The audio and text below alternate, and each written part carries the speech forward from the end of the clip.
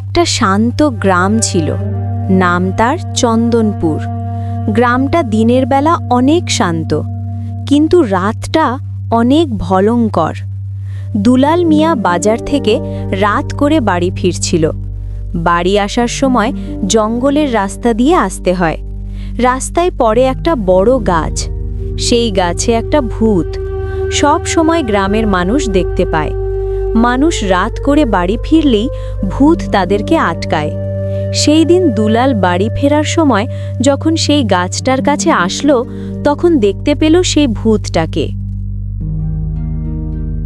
আজকে তো তোর ঘাড় মোটকাবো।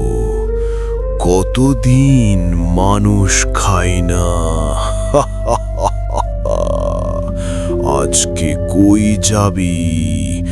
আজ তোকে মজা করে খাবো। এ কি? এটা তো একটা ভূত।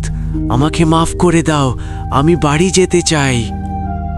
এই বলে দুলাল মিয়া দৌড়াতে শুরু করলো। সে কোনো মতো বাড়ি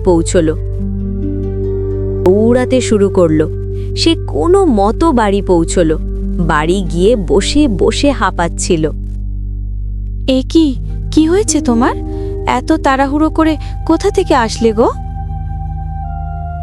তারপর দুলাল মিয়া তার স্ত্রীকে সব খুলে বলল। এইভাবে দিনের পর দিন গ্রামবাসী ভয় পাচ্ছে।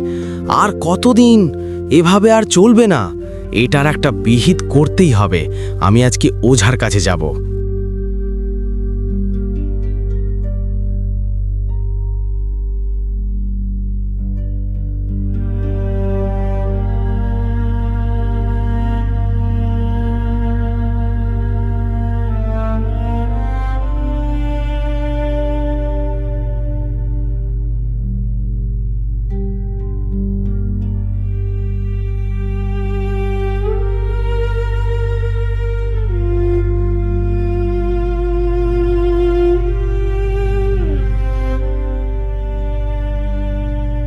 তারপর দুলাল মিয়া তান্ত্রিকের কাছে যায়, গিয়ে সব খুলে বলে।